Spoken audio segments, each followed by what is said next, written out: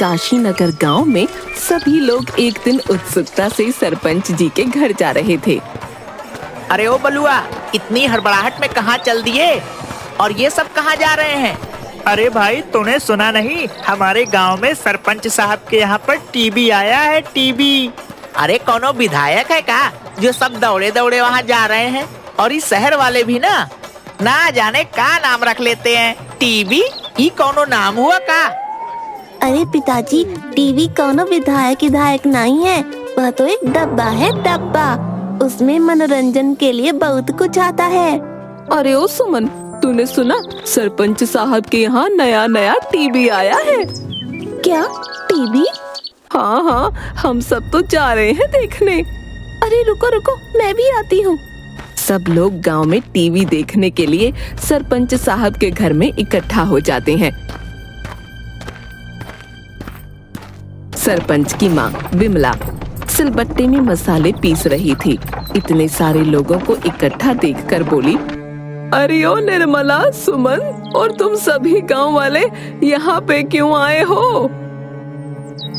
अरे माँ जी, हमने सुना है आपके यहाँ नया टीवी आया है, बस उसे ही देखने के लिए हम यहाँ आए हैं। अच्छा, तो सारा का सारा काम धंधा छोड़ के तुम ये मुए टीवी को देखने आए हो? तुम सब यहाँ बैठोगे तो घर का काम धंधा कौन करेगा? तुम्हारे बाप दादाओं ने मायके से काम करने के लिए कोई नौकर भेजा है क्या, जो यहाँ बैठ के टीवी देखने आ गए? अरे अम्मा, काहे को चिक चिक कर रही हो? देखने तो बैठ के सबको। वैसे भी इसी बहाने सारा गांव इकट्ठा तो हुआ। हाँ, मुझे क्या बैठा सबको, वैसे भी मेरी यहाँ सुनता ही कौन है। अगले दिन, अरे सब जल्दी जल्दी काम कर लो, फिर टीवी देखने चलेंगे सरपंच साहब के यहाँ। सब लोग जल्दी जल्दी काम करते हैं, फिर सरपंच साहब के यहाँ टीवी देखने पहुँच जाते हैं। ई लो, फिर आ गए काम चोर कहीं के। कोई धंधा तो है नहीं और टीवी देखने का तो बहाना मिल गया इन्हें। सब लोग टीवी देखने के लिए बैठ जाते हैं। सरपंच का पूरा आंगन लोगों से भर जाता है। फिर टीवी में रामायण चलती है।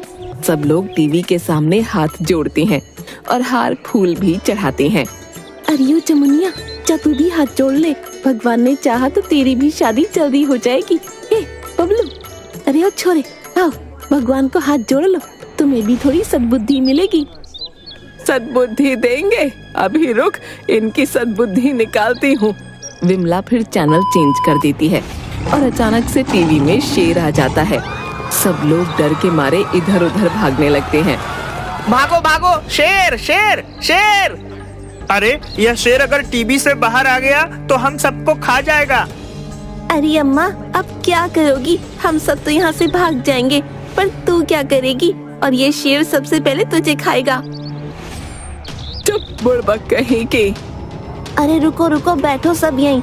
ये टीवी के बाहर नहीं आ सकता, ये तो इसके अंदर रहेगा। फिर सब शांत होकर बैठ जाते हैं। थोड़ी देर बाद, अरे ओ विमला दादी, तुम इस टीवी में क्या कर रही हो? सब लोग जोर जोर से हंसने लगते हैं। चुप कर कल मुए। कुछ दिन तक सब ऐसे ही हंसी मजाक करते हुए रोज टीवी देखने के लिए आते रहे। एक दिन रोज की तरह सब लोग रामायण देखने के लिए आते हैं। टीवी पर रामायण चल रही थी और अचानक से हवा के कारण टीवी का सिग्नल चला गया। अरे अब मुए टीवी को क्या हो गया? अरे अम्मा, इसमें तो मच्छर दौड़ रहे हैं। अरे देखो, इतने सारे मच्छर एक साथ। सब बच्चे हंसने लगते हैं। अरे नहीं काका, ये मच्छर नहीं है, टीवी का सिग्नल चला गया है। रुको, मैं जाकर एंटीना ठीक करके आता हूँ। आप सब बताना सिग्नल आया कि नहीं। फिर बबलू सिग्नल ठीक करने के लिए छत पर चढ़ता है। अरे काका, आया? अरे नहीं आया। अब आ गया। अरे फिर से गया। अरे बबलू, जल्दी कर, नहीं तो माता सीता का स्वयंवर निकल जाएगा। अब आया? नहीं आया। अरे आ गया। फिर सब लोग रामायण का मजा लेने लगते हैं। एक दिन विमला घर का दरवाजा बंद कर देती है और घर के बाहर लाठी लेकर खड़ी हो जाती है। अरे अम्मा, दरवाजा काहे बंद कर लिए? खोलो, हमें टीवी देखना है। कोई टीवी नहीं देखेगा। जाओ सब अपने अपने घर काम करो। सब काम धंधा छोड़ के यहाँ इस मुए टीवी को देखने आ जाते हैं। भागो यहाँ से, जाओ। सब गांव वाले बहुत उदास हो जाते हैं। अरे अम्मा, खोल देना दरवाजा, देख लेने दे सबको टीवी। देख शंभू, तू सरपंच बाद में और मेरा बेटा पहले है। मैं इन सब काम चोरों को अपने घर में नहीं घुसने दूंगी। उनका तो रोज का हो गया है, मानो टीवी नहीं भगवान उतर आए जमीन पे। जाओ जाओ सब यहाँ से जाओ। सब लोग उदास होकर वहाँ बैठ जाते हैं। अरे अम्मा, देख लेने दो ना। और वैसे भी तुम्हारा क्या बिगाड़ा है हमने? लगता है आज तो ये दादी हमें टीवी देखने ही नहीं देगी। अब क्या करें? फिर बबलू को एक तरकीब सूझती है। वो अपने सभी दोस्तों के कानों में कुछ कहता है। सब बच्चे मिलकर विमला जिस कुर्सी पर बैठी थी उस कुर्सी को उठा लेते हैं। दादी, अब भी नहीं खोलोगी दरवाजा? बताओ, नहीं तो नीचे फेंक देंगे। अरे नीचे उतारो, नास पीटो, छोड़ो मुझे। पहले बोलो, दरवाजा खोलोगी कि नहीं? अरे नीचे तो उतारो मुझे, खोलती हूँ दरवाजा।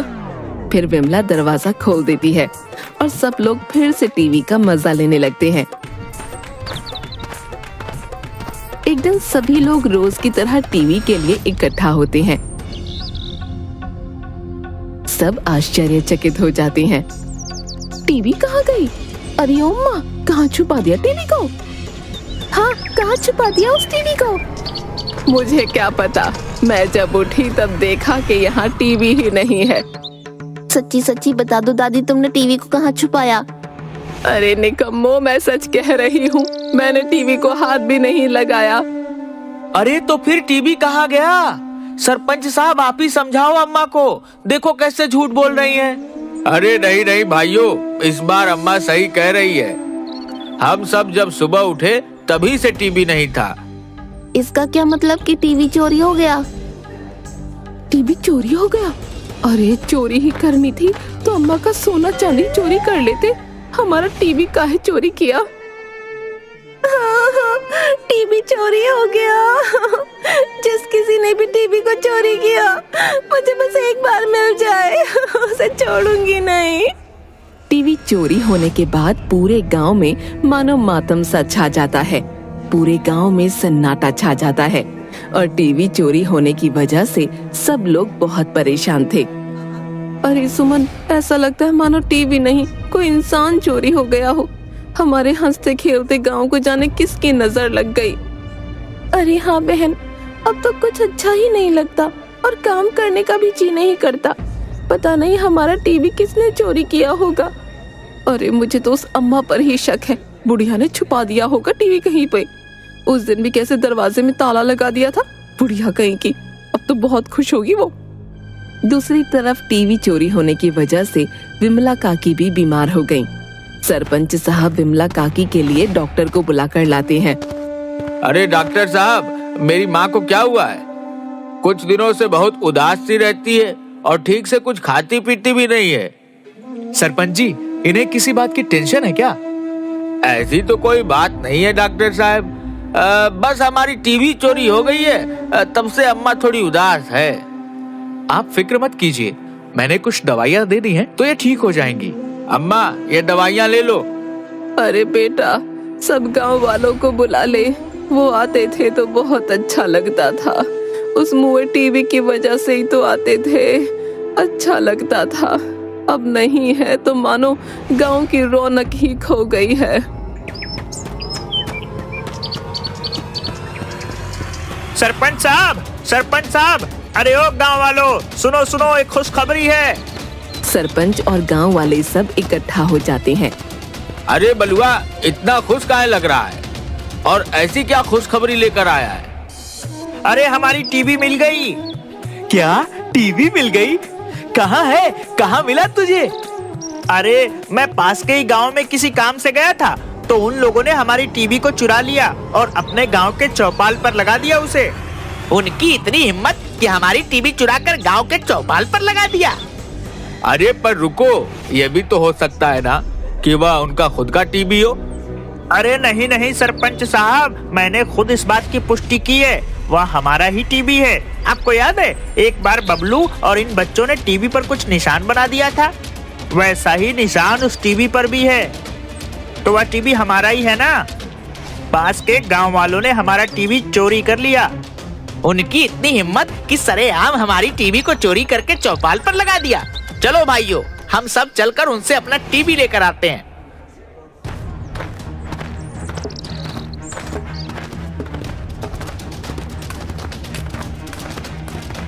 गांव के सभी लोग डंडा लेकर पास के गांव में पहुंचते हैं। अरे भाइयों, क्या हुआ? तुम सभी लोग इतने गुस्से में क्यों हो? अरे भाई, एक तो हमारी टीवी चोरी कर लिया और ऊपर से बोलते हो कि हम गुस्सा क्यों हैं? अरे हमने कोई टीवी चोरी नहीं किया है, यह तो हमारे गांव का टीवी है। ये देखो, हमारे गांव के बच्चों ने इस पर निशान बनाया था। यह टीवी हमारे ही गांव का है, हमें वापस चाहिए। अरे नहीं नहीं भाइयों, ये टीवी हमारे गांव का है। आपको कोई गलत फहमी हुई है। इससे सरपंच साहब खुद लेकर आए थे, तो भला सरपंच साहब भला चोरी क्यों करेंगे? वह सब हमें नहीं पता, पर यह हमारे ही गांव का टीवी है। और सरपंच साहब बताओ, कहां से लेकर आए आप इस टीवी को? हाँ हाँ, दिखाओ हमें इसके बिल और दुकान का पता। हमारे सरपंच साहब तो सब लेकर आए थे। सुरेश, दिखाओ हमें इस टीवी का सबूत। कहाँ से लाए इसे तुम? अरे भाई, ये क्या बात हुई? और भला मैं क्यों तुम्हारे गांव का टीवी चोरी करने आऊंगा? हाँ हाँ, सरपंच साहब, क्या कोई पैसों की कमी है क्या? जाओ यहाँ से, तुम्हें कोई गलतफहमी हुई होगी। जाओ, भागो यहाँ से।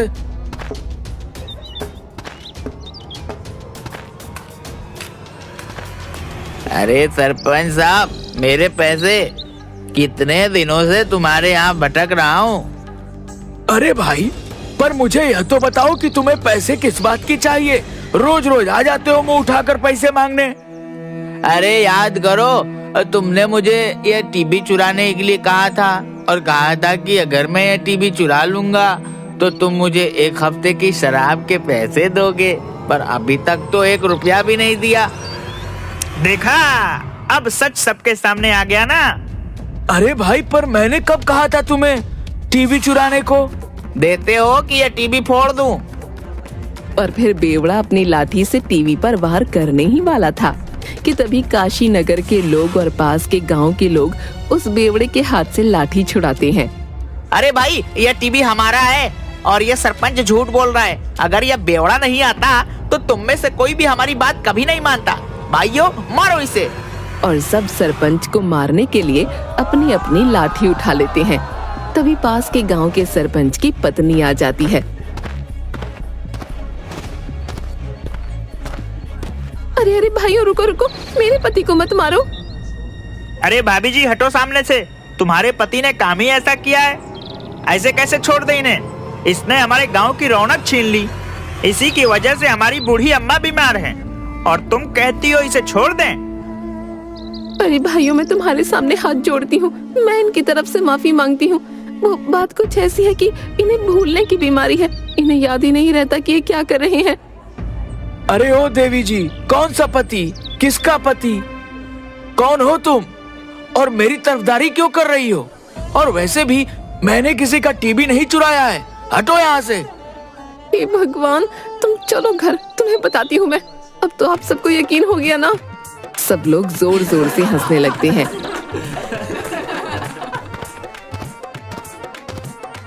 बलुआ मंगलू, ले चलो अपनी टीवी को।